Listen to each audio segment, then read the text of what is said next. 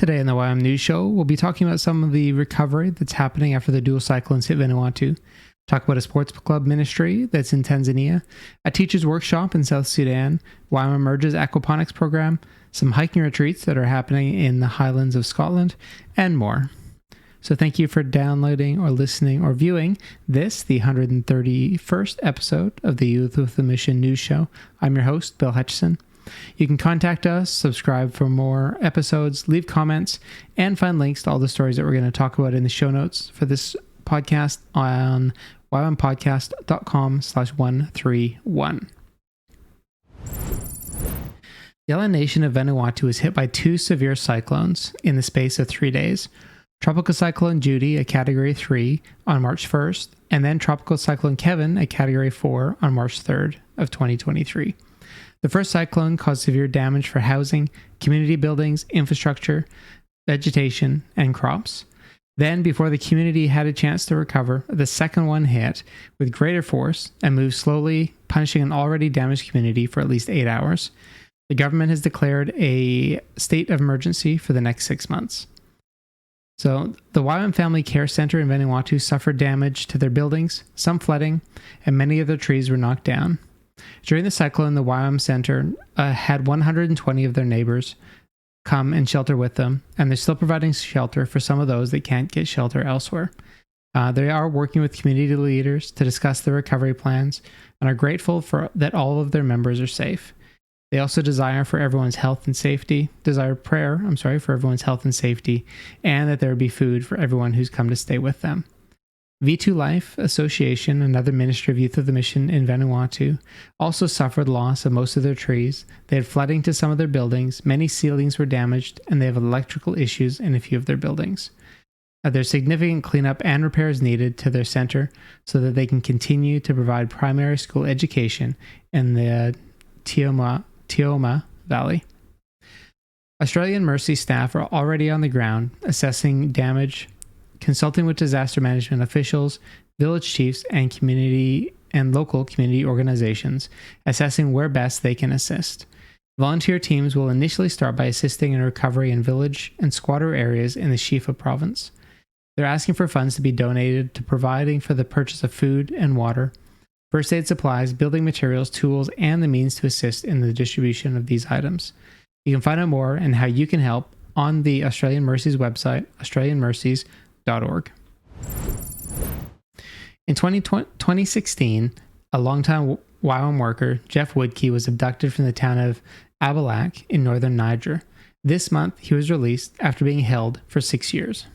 On a separate topic, earlier today, I think you saw, the President issued a statement welcoming the recovery and soon return of Jeff Woodkey, a U.S. citizen who had been held hostage in Africa for more than 6 years.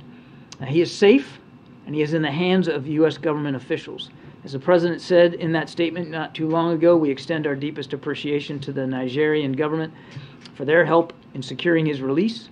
For more than 6 years, there has been a multi-pronged effort dedicated to locating and recovering Jeff, which was spearheaded by our military, our law enforcement, and our intelligence community working together with French support.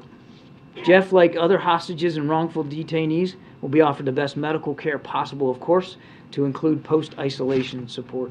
After a full medical screening, he will be united with his loved ones in the near future. I think you can understand why we'd ask you to please allow Jeff and his family a little bit of privacy here as he adjusts to new surroundings and to life moving forward and to coming back into American society. So since that video was released, Jeff has been reunited with his family after going some significant medical tests, checking to make sure he was up to traveling. He's back in California now, under the care of doctors there, and with his wife and kids. So it's amazing news to hear that. We've been praying for Jeff for these 6 years that he's been away, and it's great to hear that this reunion has finally happened. Hello, this is Brett Curtis, and I'm inside our brand new oral Bible translation recording unit that has just come together, and we're about to put it on the ship and send it over to Papua New Guinea, where it will go to Madang on board the YWAM Liberty in conjunction with the new YWAM Medang base that's being planted there. It's going to target 44 languages over the next few years and record in this space either the taste and see passages of the Bible, the Jesus film, or the Lumo films. All of that's going to be happening right here. So this is how the system will work for recording a Jesus film. You have the main technician who runs the actual film recording itself, or the dubbing as we call it, and then here would be the dialogue director who makes sure that the recording is correct, that we haven't missed any words or anything like that. Then we move into the studio itself, and we have the voice artist who sees the video on this monitor, and down here has a written script of the video, and he can then record each piece of the script as it goes. I'd like to give a special thank you to the Jesus Film, to SIL, to BTA and Wycliffe, to University of the Nations and YWAM Ships collaborating together, and to the Foundry Church over in Grand Haven, Michigan. We are so delighted that this collaboration to pull this thing together, to fund it, to build it, to ship it, and then have it deployed long-term in Medang. It's going to be one of the most amazing things that we've had, because it will be transferable on board the deck of the YWAM Liberty to any island, any coastal place, any city in Papua New Guinea. I think it's a prototype of the future, and we're excited to see what God's going to do for the languages that have no Bible in them at all. Thank you so much for participating. We give a shout out to every single one of you guys for helping. God bless you. So since that video was made, the container has been delivered on the Liberty ship to Medang in Papua New Guinea, and they are currently working on translating the Bible into 33 different dialects that are in that area of Papua New Guinea. So the latest container that has been built to serve in Papua New Guinea is actually a women's health container and general purpose clinic. It'll provide a safe and private space for gynecological exams, antenatal checks, health education, and can even be used to deliver babies if needed. The container is completed, and it will be shipped soon to Papua New Guinea on the MV YWAM Liberty. In August, YWAM Ships Kona will be running a global community health seminar. So the seminar is designed to train participants to serve in a global setting with continuing education focused on cross-cultural clinics and community care. The course covers tropical disease in case-based format and highlights the provision of quality care through the application of global health guidelines while considering cultural context. The course is running from August 21st to the 25th with an optional medical outreach August 26th to September 8th in Papua New Guinea. YWAM Arusha in Tanzania runs the New Vision Sports Club.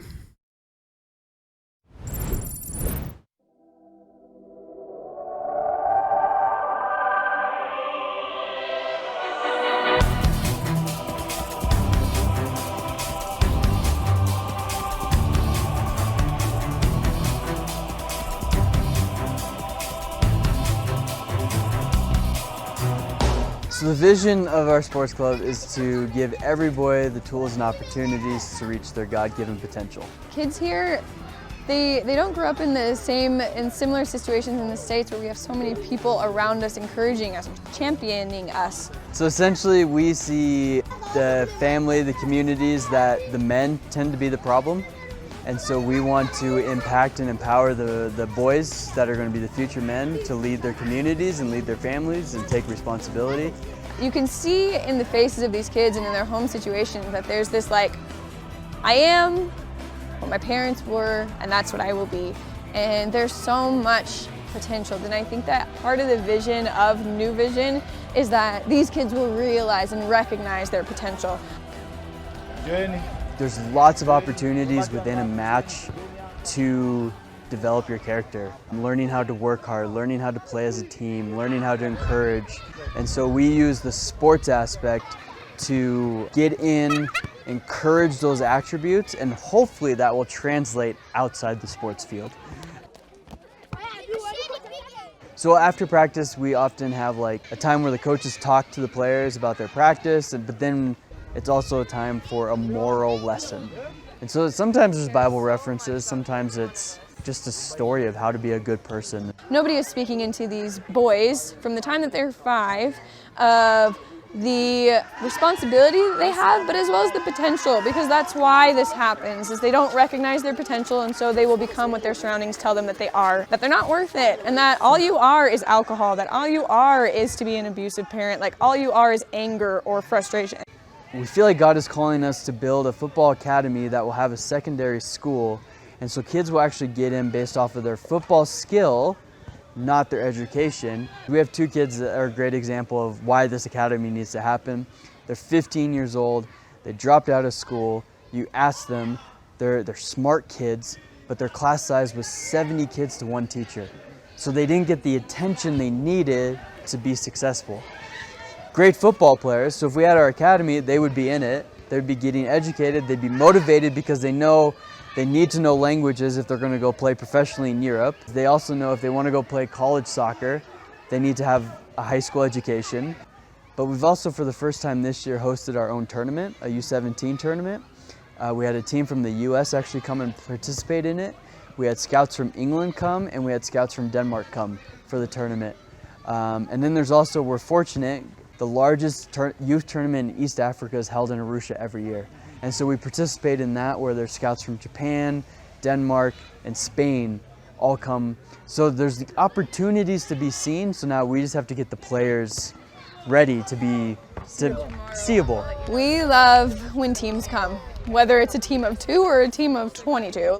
We are always praying that the Lord would bring people with the same heart and the same passion and realization that sports is huge a huge tool for evangelism and a huge tool for community development even. All of the big teams come to Arusha for their training camp. There are no high quality fields in Arusha, so they train on bad fields. And so what we are envisioning someday with this academy is having a facility that has the gym, has the fields, but also has the lodging where we could host these teams and say, hey, come live here for 2 weeks. Oh, by the way, our kids are training over here. Why don't you peek over there, see if there's any future talent? So $4 million buys 22 acres, which allows us to build 2.5 fields, futsal courts, guest housing like lodging for up to 35 people, dormitories for 50 kids, 5 classrooms, office building, dining hall, gym, full gym with a pool, and a farm that would essentially help feed everyone. This is not just soccer. Like the sports, it's a sports ministry, and we play soccer every single day, but there is so much to it.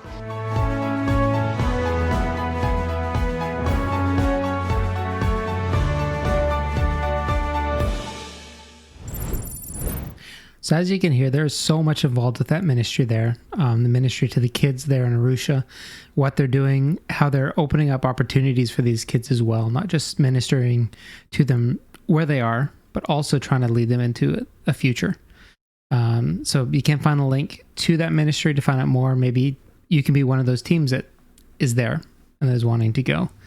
But again, ywampodcast.com/131, you can find all the links so that you can see if maybe that's something you want to get involved with. Youth of the Mission has been operating in South Sudan pretty much since the nation gained its independence in 2011. Now, one of the locations in South Sudan is in Juba, which is the capital. This month, YWAM Juba completed their first ever teachers workshop. The participants in the workshop were there to become better Christian educators. Trainers for the workshop came from South Africa and the United States.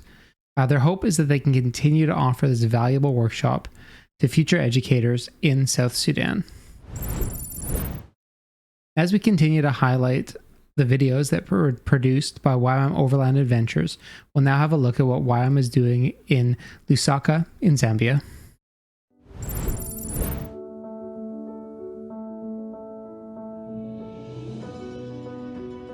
we are seeing this base becoming a place that is going to send to the nations. It's a place that is going to give birth to many people going to serve, either locally, but also in other countries as well. My name is Daniel December. I'm from Zimbabwe. I came to Zambia in 2011 to work with Frontier Missions. YWAM Lusaka has been in existence for the past 35 years. Lusaka is strategically located. We have so many people who have never heard the gospel. We have so many tribes. I felt the Lord was leading us to be in Lusaka, to be able to walk alongside young people, to walk alongside the local people, to reach the nations that God has brought in our neighborhoods. So that's the way that has been so strong for us. We have a vision to start the clinic.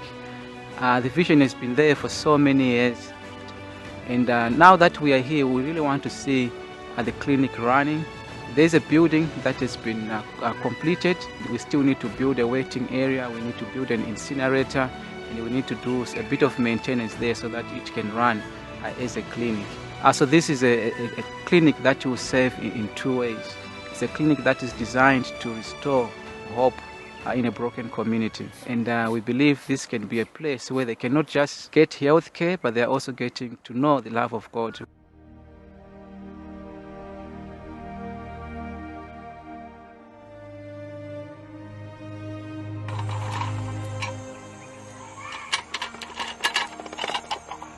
The main objective of the garden at the base is to make the base to become self-sustainable.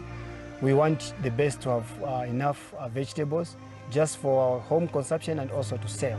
And we also want to promote organic farming, because organic farming, it brings life in the soil and is cheap actually.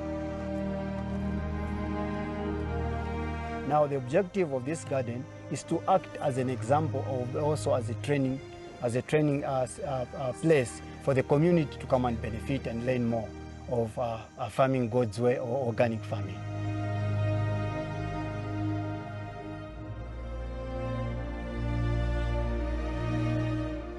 My name is Kabunzea, and popularly known as Teacher K, and I'm from within Lusaka. I'm a staff right here at YWAM Lusaka base. Teaching because I'm passionate about education, and I just want to be part of the people that are going to impact into the lives of the little ones academically. It's really something that burns inside me, and it gives me so much excitement whenever I do it. So I can basically say this is a passion that the Lord has placed upon my heart. It's important that we bring God even in the education, so that the children can understand that God is the foundation. Even in the education, God should be their foundation.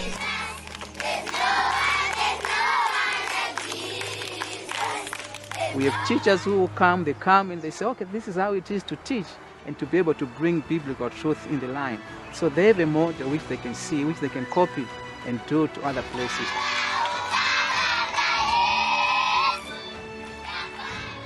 I want to release Zambians to the nation. And for that to happen, when people respond, they need to be trained, they need to be equipped.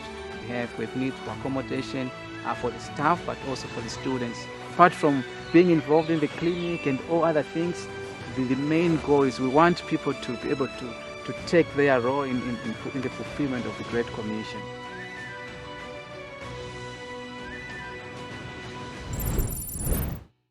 So YWAM Overland Adventures actually did create a full video about their Hope Clinic, about what they're doing and what they want to continue to do with that clinic to serve the area there in Lusaka. So if you head over to YWAMpodcast.com/131, you can watch that video. We have it embedded on that page, so you can check it out. Now, YWAM Lusaka does have many opportunities for short or long-term staff, as well as opportunities for teams or church groups to come. Again, you can find links to that in the show notes.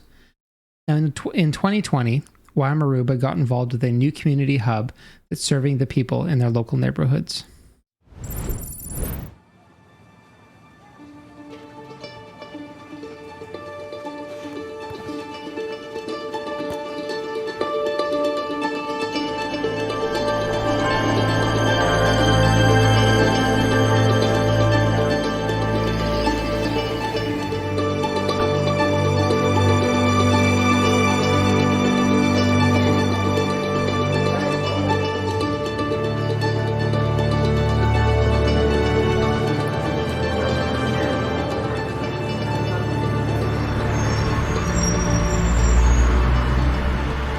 My name is Tabitha Smith-Heemstad, and I direct everything that has to do with the hub at San Nicolas. Just to give you a little bit of context of how this all came into being, in 2020, after the whole pandemic, we were really inspired to start something fresh and something new in San Nicolas, a place where the community can gather. There is space for meetings, there's space for working, there's space to just sit and have coffee during the day. People can feel like they're in a living room, but it's extended to outdoor.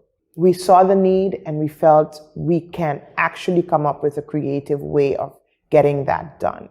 Hence, we came with the concept of having the hub at San Nicolas. It is a community center, it's faith-based, where we actually share in community life with each other.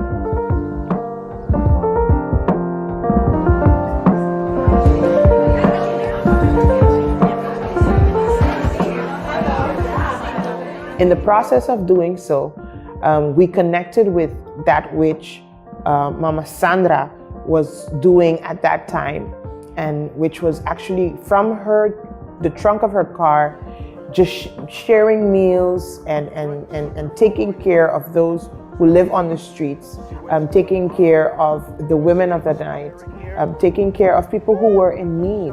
And she did this for about 2 years before. And so we said, if we have the space, we would love to give that space towards her and to the things that she was doing. Luckily, the space that we were able to rent offered us a warehouse space that would be enough to house the work of what Mama Sandra was doing, along with a team with her.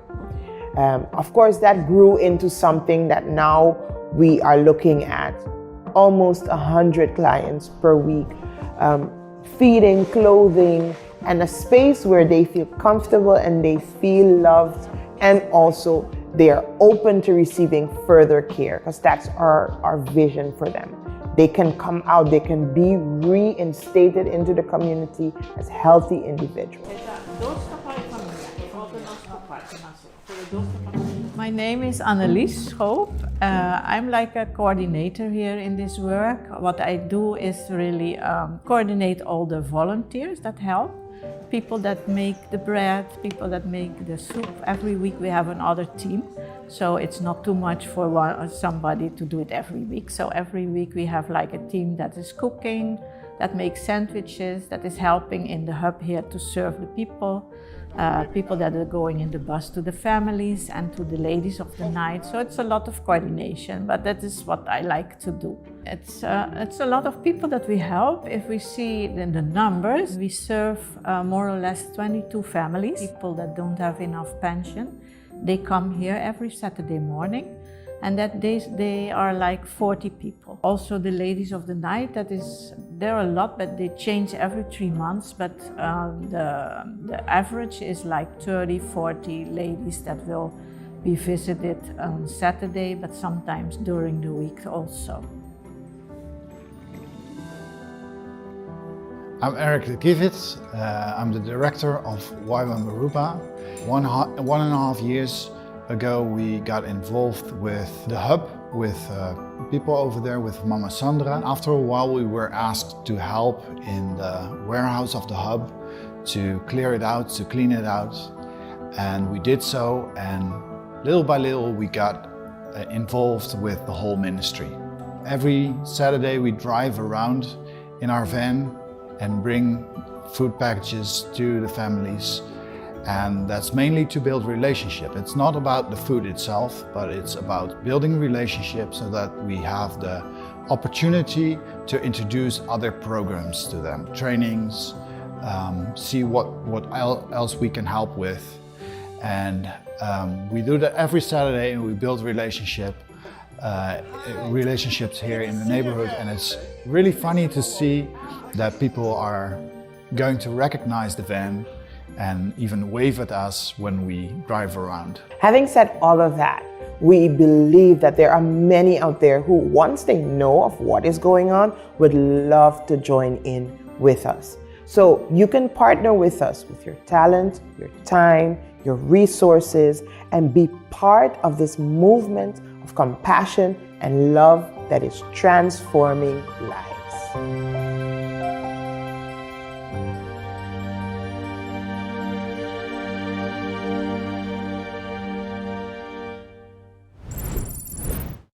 So YWAM has been working on the beautiful island of Aruba since 2019, after the vision for the ministry was first birthed in 2009. The team is currently in the process of building a physical location, and there are plenty of opportunities for staff, mission builders, and church or ministry groups to join them. So YWAM Emerge's aquaponics program, located in Colorado Springs, Colorado, is creating a global model that is being replicated throughout the world.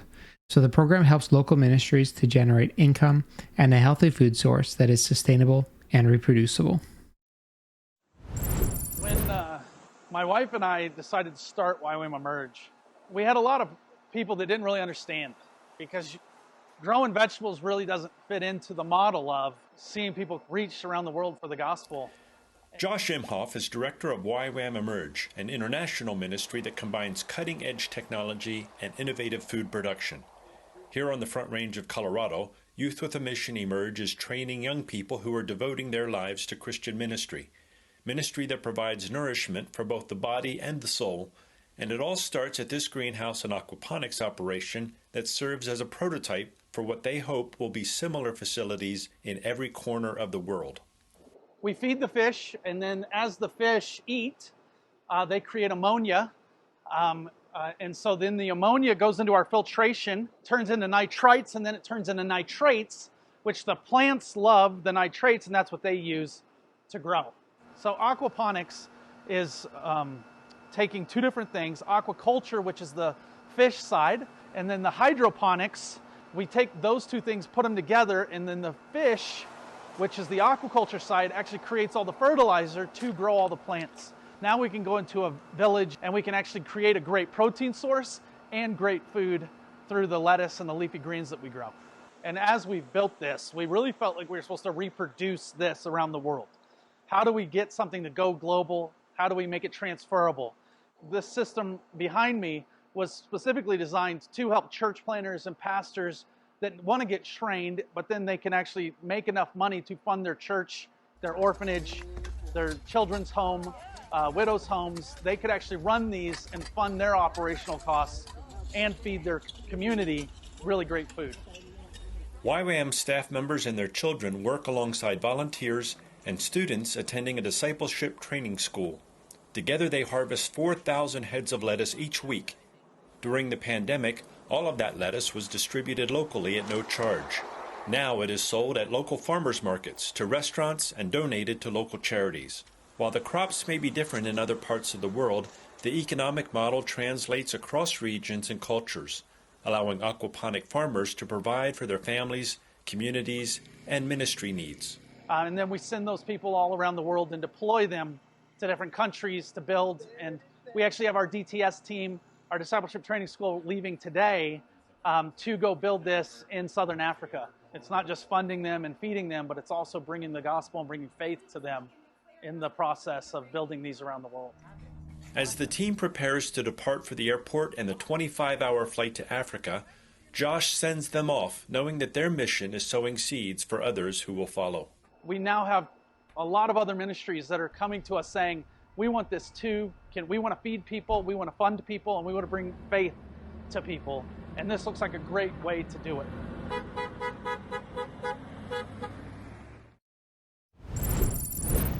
So the style of aquaponics system that YWAM Emerge is training people on generates healthy products year-round.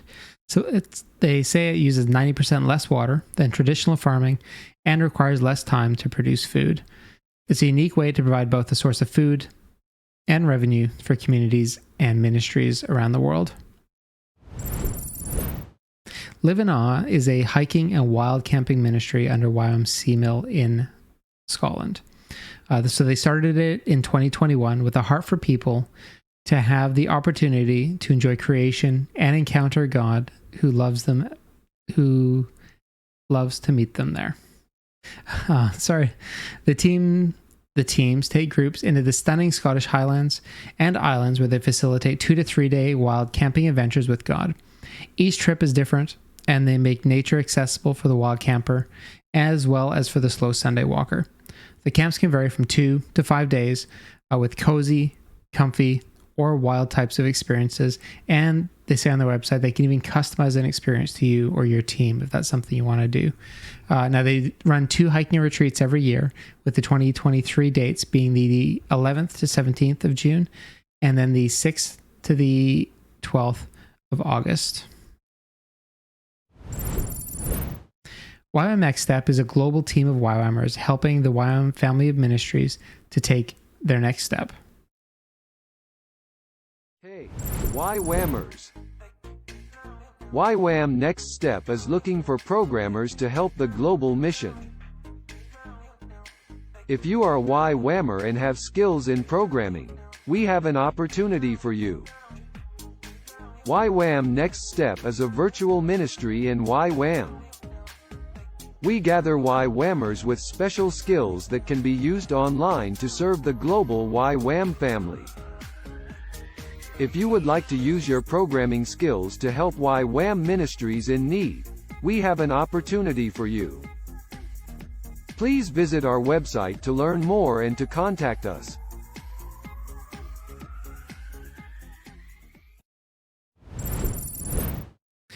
So YWAM Next Step is a ministry of Mission Builders International that is there to gather and create teams of YWAMers with common or complementary skill sets who can work remotely to serve the underserved and youth of the mission. They're building teams of people with multiple skill sets with desires to serve in areas of pioneering advice, counseling, mentoring, website development, custom online training programs, architectural design and master planning, staff development, information technology, communication, and more. One of the first things they might want to look at doing is maybe voiceover work. I'm available if you're wondering. But again, you can find links to their website at ywampodcast.com/131. If these are some skills that you have that might let you serve areas and ministry locations that don't have someone on staff who can serve them right away. This month, Lauren Cunningham, the founder of Youth of the Mission, was diagnosed with stage 4 cancer. The scans have revealed that it's quite extensive, with cancer being found in Lauren's lungs, bones, and lymph system. Despite that, the cancer cells have not spread to his brain, and he's still able to be quite active with his time. The family's decided to prioritize Lauren's quality of life over trying to extend his life. Darlene Cunningham, Lauren's wife and co-founder of Youth of the Mission, has stated, "Revelation has been flowing for Lauren like never before, and that's saying something. The joy of God's dream of getting the Bible orally into every mother tongue on earth is the passion that fuels him every day, all day. He has Jesus, family, friends, and vision. Who could ask for more? And all of them continue on the other side. Thank you for your continuing love and prayers through the season ahead." So we'll be continuing to pray for Lauren and his family, and you can get updates about his health on the YWAM Facebook page, which again, linked to at ywampodcast.com/131. This month for the invitation, one of YWAM's global prayer initiatives, we prayed for the Kanuri Manga of Niger. Just under 700,000 Kanuri Manga people live in the east of Niger and the far northeast of Nigeria. Most of them are farmers, growing mostly grain crops in a harsh environment, as well as raising sheep, goats, and the horses, which are a symbol of prestige. The Kanuri Manga are Sunni Muslim with no known Christians among them. They face great physical and spiritual needs with their climate-causing famine to return for a season every year. The 3 focus prayer items that we had this month were blessings for the Kanuri manga, where that God would bring an end to the violence, and that more Christians in the area would be bold to share the gospel message. Now, every month we join together in prayer, and we're always wanting to hear feedback about how God led you during the prayer. You can send us your feedback on the YWAM Invitation website at ywam.org/theinvitation. So, thank you very much for tuning in for this, the 131st episode of the Youth with a Mission News Show. We'd love to hear feedback from you. Love also if you're in a location that we haven't highlighted before. Let us know what ministry is happening at your place so that we can then highlight it on this news show. So head over to ywampodcast.com. You can find links to everything we've talked about. You can subscribe and you can contact us there. So again, thank you. And we will talk to you again for the next episode, episode 132, next month.